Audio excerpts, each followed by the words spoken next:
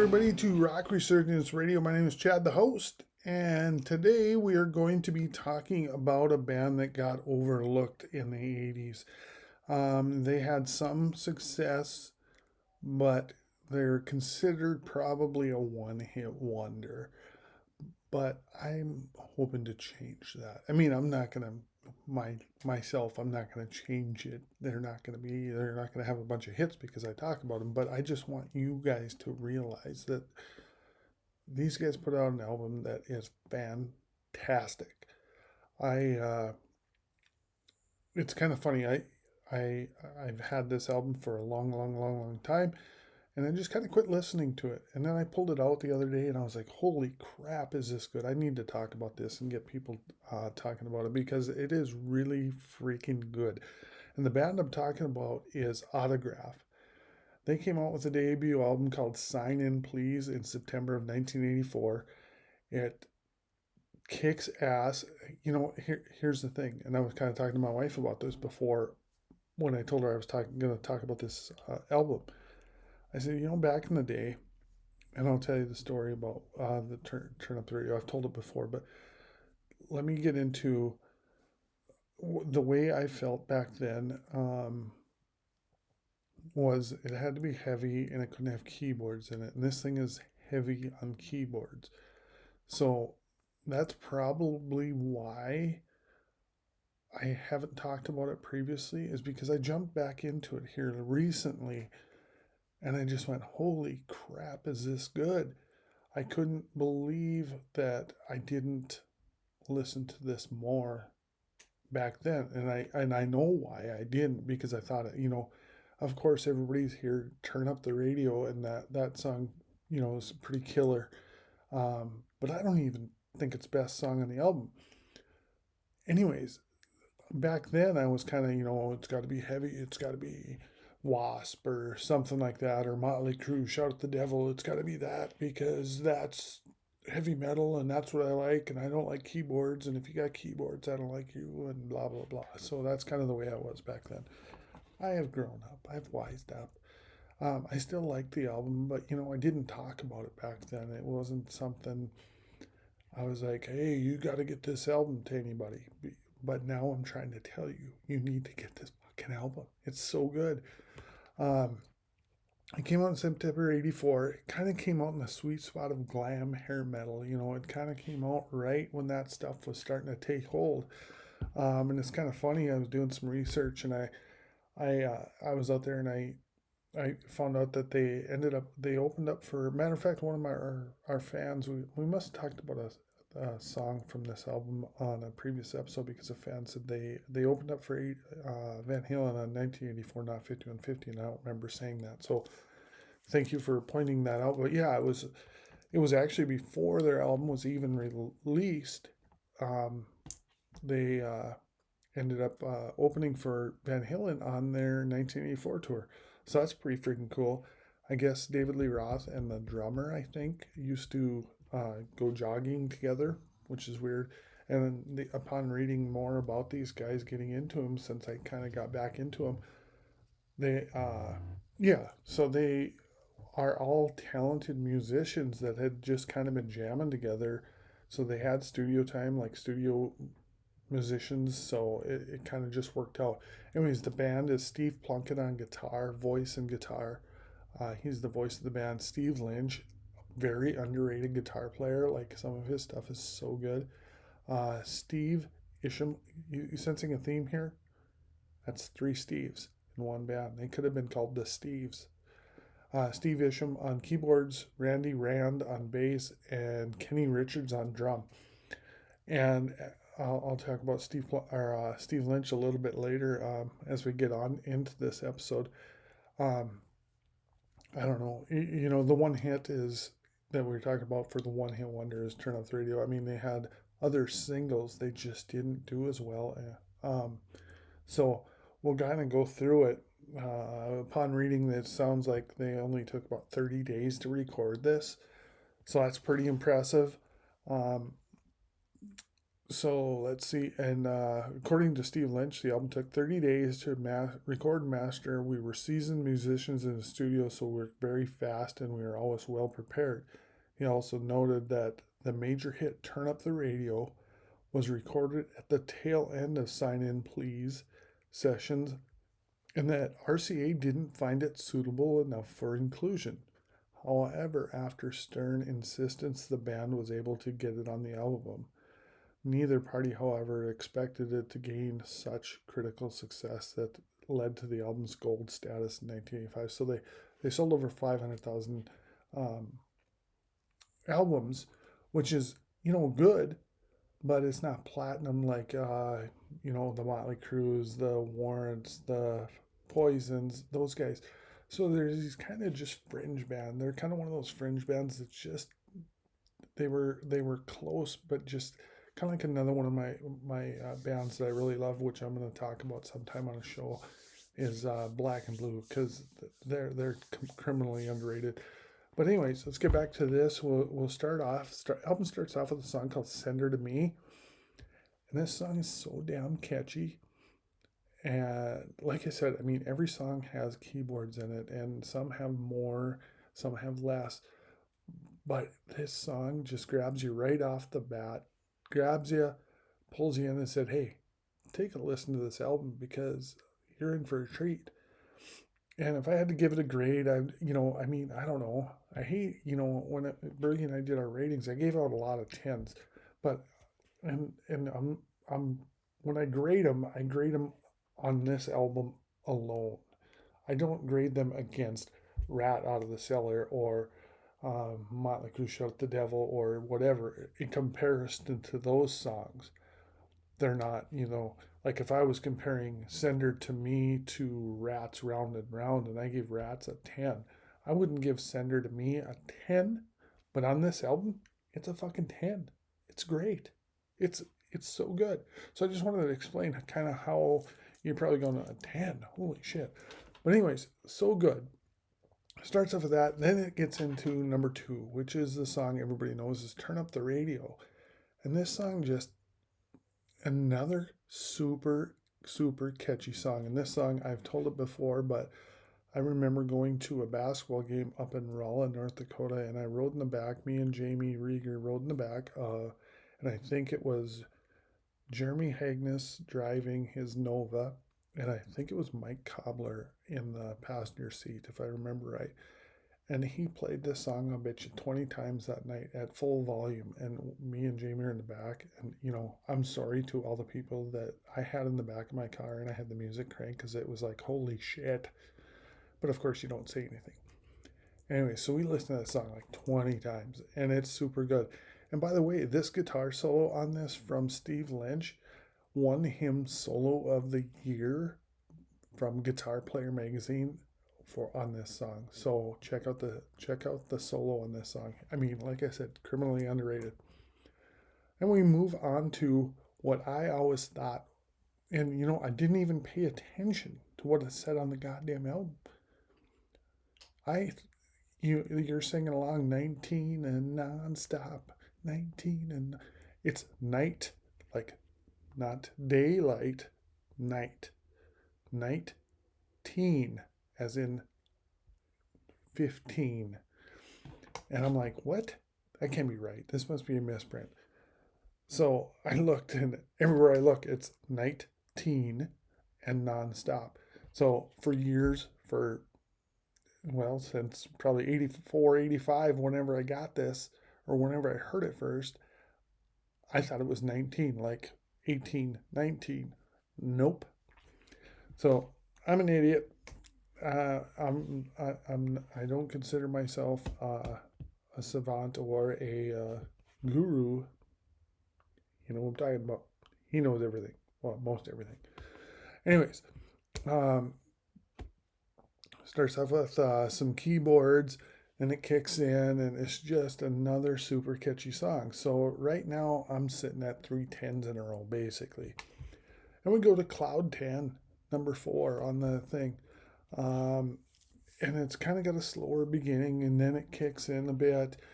and this one's super catchy too. This is not going to get a 10. This is probably 7, 8, something somewhere in there. Still really, really good. Cloud 10, one step up from Cloud 9. It's, I mean, I don't know. It's super catchy too. All their stuff is really catchy. Um, this album got up to, I think, number 29 on Billboard.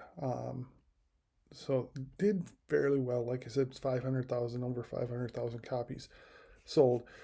So after Cloud 10, we go to Deep End, which is kind of more of a rocker. And I don't know, probably this one and one other one are probably the two heavier songs on the album. This one's got a great guitar riff. Just Throw Me a Rope is part of the lyric that, because he's going off the deep end. Catchy lyrics, just a good song. And then, oh, another 10. Deep End, I'd probably give an 8. 8 for sure. Let's see. Oh, I was going to say something else. Some of their songs ended up on, um, one was, I think it was on, Turn Up the Radio was also on GTA Vice City, which gained it some popularity. And then it was also, I believe, on an episode of Miami Vice, is what I read. So just going back to that song, just talking about that because I forgot to mention that. Then after Deep End, we go to My Girlfriend's Boyfriend Isn't Me. Long title, another super, super catchy song, and that is a 10 for me also. Um, yeah, they have a count in at the beginning where the drummer, whoever, one, two, 1, 2, 3, and then it just kicks in, and it's really cool. And uh, you have to just kind of listen to it and give it a listen to because it's super catchy. All their songs are really really catchy, and maybe they weren't catchy back in the day because they weren't heavy enough for me.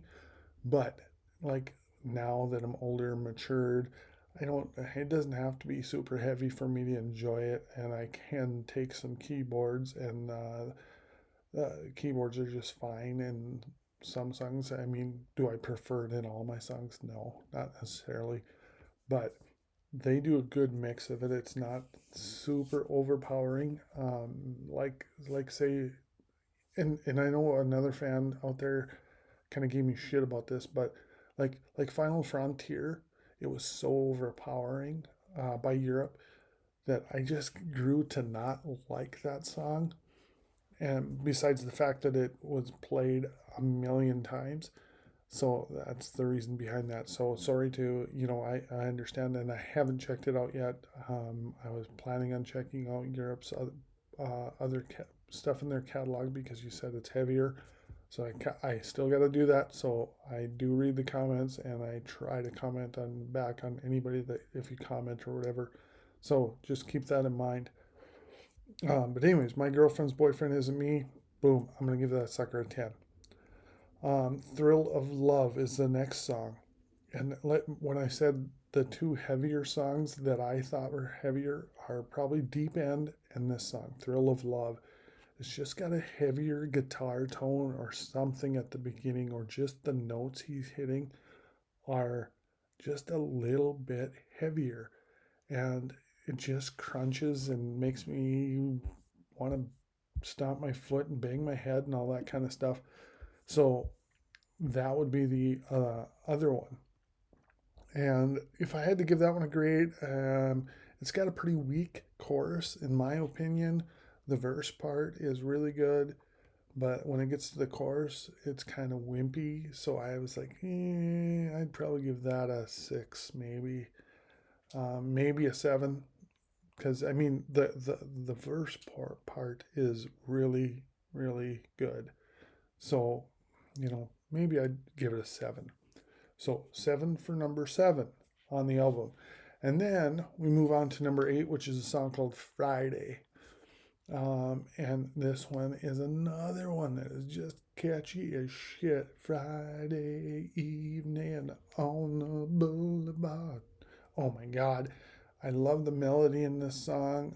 It's just super catchy again, and I said that 100 times on this album already. Super catchy because it is.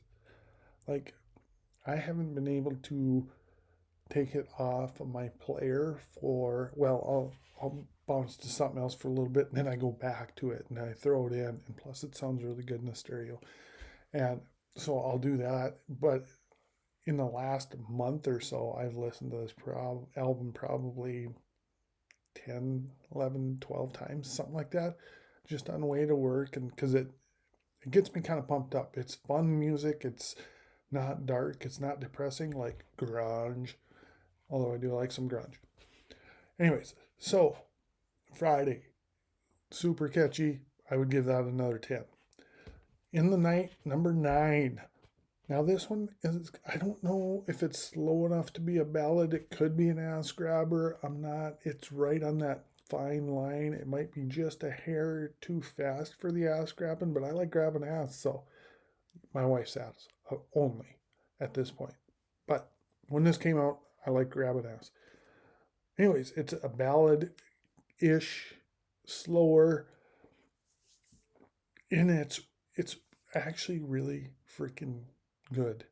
I like it. I don't know. I wouldn't be a 10 for me. I would probably be around an 8 or something like that. Um, so it's good, but it's not great. And then it rounds out with number 10, which is All I'm Gonna Take. And great closing song. They have a great opening song with Send Her to Me, and then they have a great closer with All I'm Gonna Take. Now, All I'm Gonna Take is not gonna be a 10. It's probably gonna be an 8-ish or so, something like that. But it's a really solid rock song. It it's great. Um, Definitely. I mean, there's really no real stinkers on this album. There's none that I skip. I'll put it to you that way. I don't skip over any of them because I like them all enough to keep going. And so, if I was doing a must-have album, I would get the certified Chad approval. So you need to check it out. One hit wonder. It just blows my mind that other songs like "Send Her to Me," "Night Teen," and "Nonstop," "My Girlfriend's Boyfriend Isn't Me," and "Friday." I can't believe that those songs didn't blow up because they're super, super good. So I invite you to check this album out. It would be definitely certified by me as a kick ass album that you need to have in your library. So get it. Give those guys boys some money. I mean, and another episode I might go into, like their next album, That's the Stuff. They got a song on there that's super catchy called Blondes and Black Cars. But I haven't really listened to that one all that much. I'm stuck on this one for some reason. So I got to get into that one again. I remember owning it from way back when, but I just can't. Like if you read me the song title, I would go, don't remember. So I got to listen to that one, and I'll get back to you on that one. But this first debut album, you gotta own this, and you gotta have it in your library, and you gotta crank it. You gotta turn up that goddamn radio. So, anyways, that's all I got for this episode. Keep the volume cranked, the fist pumping, the spirit of rock and roll alive. We'll be back next week with more Sonic Mayhem. Until then, stay loud, stay proud, and keep fucking rocking. Oh, don't forget, subscribe, tell your friends, subscribe, please. I'm doing it alone. I'm trying to keep this shit going. So subscribe, do whatever you can for me. I appreciate all of you. Comment, like, subscribe. Comment with what you want me to talk about. Because, sometimes I struggle to come up with ideas. So if you throw out ideas, I definitely will take them into consideration. If I don't know shit about it, I probably won't do it because I don't want to be an idiot. I'm kind of an idiot anyway. But anyway, so send me in your keep commenting on the stuff. Let me know what you want to hear. Let me know what episode you want me to shoot, what band you want to shoot. If you got an issue, who's got the best hair out there? I might do that. I don't know. We'll think of some things together. So help me out. Send me some ideas. And until next time, peace out. Love y'all. Bye.